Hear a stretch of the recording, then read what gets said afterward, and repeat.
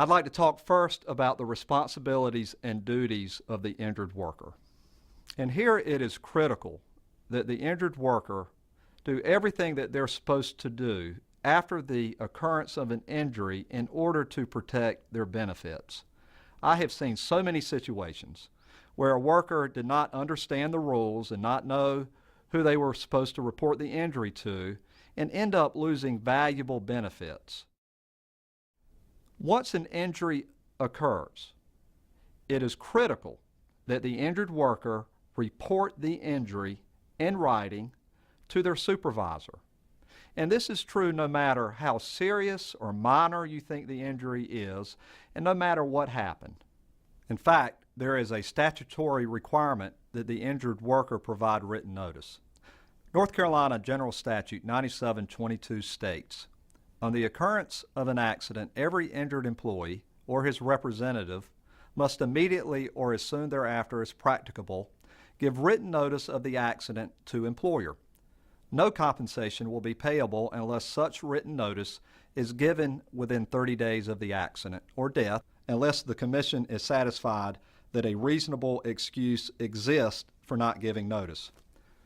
It's real important that the written notice include certain information about the injury.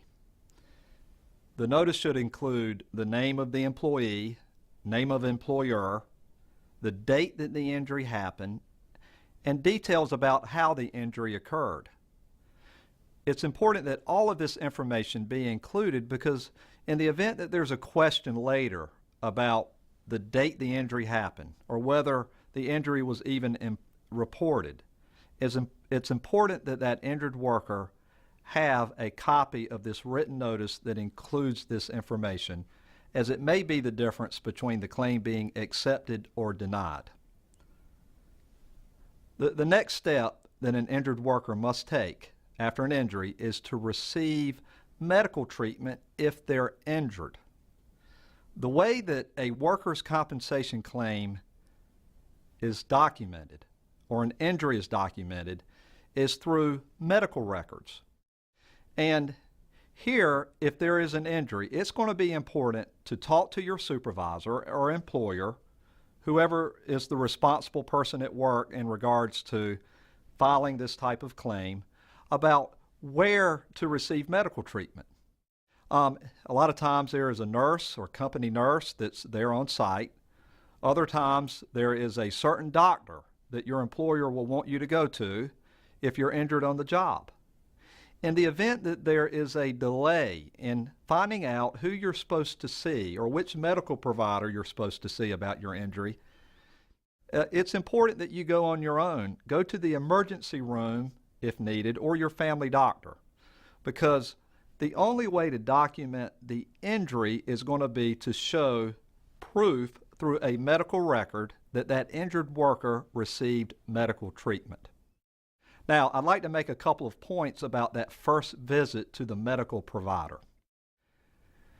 When you go in and see the medical provider, they're going to request information from you. They take what's called a history, they take complaints of pain, they find all of this information out from the patient. It's important to explain to the doctor or nurse how the injury occurred. A lot of times I hear from people that they assume the doctor knew about how the injury happened. Therefore, they didn't explain how they were hurt. It's important that you're as clear as you can about the fact that you injured yourself on the job. I've seen so many claims wrongfully denied simply because that worker did not explain to the doctor that they were hurt on the job. And whenever that document is reviewed later, the adjuster who is looking at whether to accept the claim or deny it, if they see that there is no mention of the injury in the initial medical record, they will use that to deny a claim. And this is true even if there has been a written notice of the injury.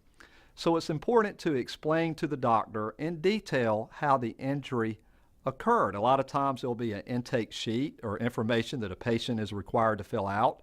Include the type of injury that happened in that information. Not only should you report or explain how the injury happened, but you need to be as specific as you can about complaints of pain. Here, don't be vague. If you injured your back, if that's the injury, you need to explain what type of pain it is, where it is in your back. If you injured multiple body parts, you need to explain each and every body part that was injured. And this is going to be important, remember, because someone else is going to be looking at this document, determining what type of treatment you need, and even whether to accept the claim or not. So take this time when you first see the doctor to be as detailed as you can, not only about how the injury happened, but about your complaints of pain.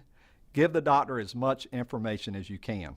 Now, this is true during the course of the treatment. Not only should you do this after the initial injury, but each and every time you go to the doctor or the medical provider, sometimes it's a nurse or a licensed practitioner, explain all of your symptoms, your injuries.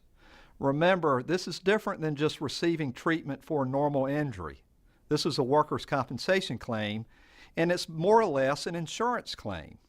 And so it's going to be important, in order for you to protect all of your benefits, to be on record with the doctor each and every time you receive medical treatment.